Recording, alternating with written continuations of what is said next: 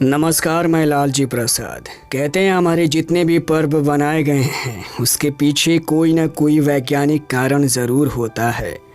अगर वैज्ञानिक कारण नहीं भी है तो उसके पीछे जो भी कुछ कारण है वो कहीं ना कहीं हमें मानवीयता की तरफ ले जाता है, हमें कहीं ना कहीं सेवा भाव की पाठ पढ़ाता है। या कहें कि किसी भी धर्म के कोई भी पर्व हो वो कहीं ना कहीं इंसानियत सिखाता है या हमें रिश्तों के प्रति और संवेदनशील बनाता है। या ऐसे कह सकते हैं कि कोई भी पर्व या तो वो रिश्तों को समर्पित होता है या फिर प्राकृतिक के प्रति समर्पित होता है या फिर कहीं ना कहीं ईश्वर को संबोधित होता है। आज इस वीडियो में मैं आपको रक्षाबंधन से संबंधित एक कहानी लेकर आया हूँ। इस कहानी को सुनने के बाद आप समझ पाएंगे रक्षाबंधन का असली मतलब क्या होता है। मम्मी, मेरे स्कूल में राखी बनाओ स्पर्धा है, उसके लिए मुझे राखी की कोई अच्छी सी डिज़ाइन बताकर उसे सिखाओ ना। 7वीं कक्षा में पढ़ने वाली अनीता ने कहा। मैं कुछ बोलती उसके पहले ही सासू जी बोल पड़ी। तो क्या करेगी राखी बनाना सीखकर? तेरा कोई भाई भी नहीं है, तू किसको राखी बांधेगी? इसलिए टीचर से कहना कि मुझे नहीं लेना स्पर्धा में भाग। ऐसी राखी बनाने का क्या फायदा जो किसी को बांध नहीं सको। दादी माँ, टीचर ने कहा है कि राखी का महत्व सिर्फ इतना ही नहीं है कि एक बहन अपने भाई को राखी बांधे। सदियों से चले आ रहे रिवाज के मुताबिक बहन भाई को राखी बांधने से पहले प्रकृति की सुरक्षा के लिए तुलसी और नीम के पेड़ को राखी बांधती थी, जिसे वृक्ष रक्षाबंधन कहा जाता था। तुलसी और नीम के पेड़ हमारे लिए बहुत ही उपयोगी हैं, इसलिए बहन इन पेड़ों को राखी बांधकर उनके लंबी उम्र और सुरक्षा के लिए मंगल कामना करती थी। लेकिन अब ये रिवाज चलन में नहीं है। सही मायने में राखी उसे बांधी जाती है जो हमारी रक्षा करता है और जिसकी मंगल कामना के लिए हम ईश्वर से प्रार्थना करते हैं। रक्षा सिर्फ एक भाई ही बहन की नहीं करता, बल्कि बड़ी बहन भी अपने भाई की रक्षा करती है। राखी का संबंध सिर्फ रिश्तों से नहीं है, राखी का संबंध रक्षा से है। इस दृष्टिकोण से एक पत्नी भी अपने पति को राखी बांध सकती है। ये तो क्या बोल रही है, राखी तो भाई बहन का त्योहार है।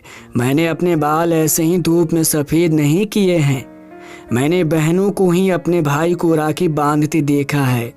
तेरे टीचर की मति मारी गई है। पत्नी भी कभी अपने पति को राखी बांधती है क्या? दादी माँ, मेरी टीचर ने कहा है कि आजकल हम राखी को सिर्फ भाई बहनों का त्योहार मानते हैं, लेकिन सबसे पहली राखी एक बहन ने अपने भाई को नहीं बांधी थी, एक पत्नी ने अपने पति को उसके मंगल कामना हेतु बांधी थी। हे राम, ये तू क्या बोल रही है? मेरी टीचर ने यह भी बताया कि जब बलि नाम के असुर ने देवराज इंद्र को युद्ध में हरा दिया था, तब इंद्र की पत्नी शची भगवान विष्णु के पास मदद मांगने पहुंची थी। तब विष्णु जी ने शची को एक सूती धागा देकर कहा था कि इसे इंद्र की कलाई पर बांध देना। तब पहली बार एक पत्नी शची ने अपने पति इंद्र की कलाई पर राखी बांधकर उनके सुरक्षा और सफलता की कामना की थी। वो दिन श्रावण मास की पूर्णिमा का था। इसी दिन देवताओं की जीत हुई थी, इसलिए श्रावण मास की पूर्णिमा को रक्षाबंधन का त्योहार मनाया जाता है। आगे जाकर यह प्रथा भाई बहनों के बीच निभाने जाने लगी। टीचर ने कहा कि रक्षा का अर्थ सिर्फ मुश्किलों से बचना नहीं है, हर परिस्थिति में साथ देने से है। हर कठिनाई को पार करने की हिम्मत देना भी एक तरह की रक्षा ही है।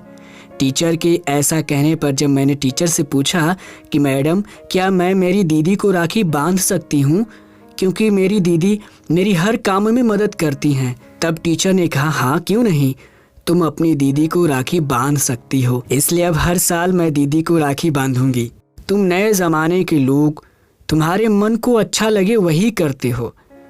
वैसे ठीक ही कहती हैं तुम्हारी टीचर, राखी उसे ही बांधी जानी चाहिए जो हमारी रक्षा करता है।